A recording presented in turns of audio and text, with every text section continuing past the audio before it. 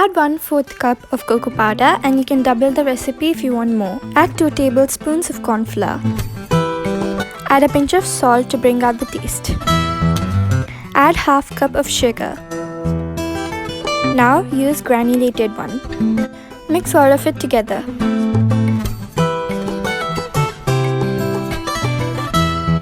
Add 1 cup of fresh pasteurized milk. Mix the batter until the sugar dissolves.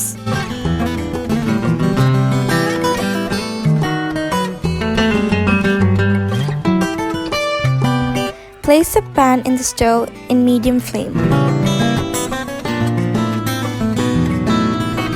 Slice butter according to the consistency you want. Keep mixing the mixture as we have added corn flour and it can get a bit burnt.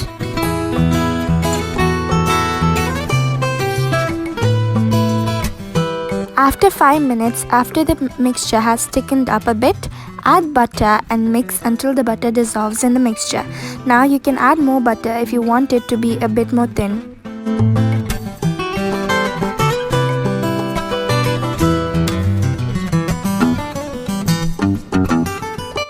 Shift the mixture to a bowl.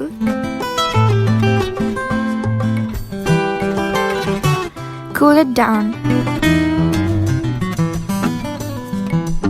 This is the cake I made for my mom's birthday. Actually, there was a mistake in the frosting, so I had to cover the whole cake with this glaze and it was amazing to work with.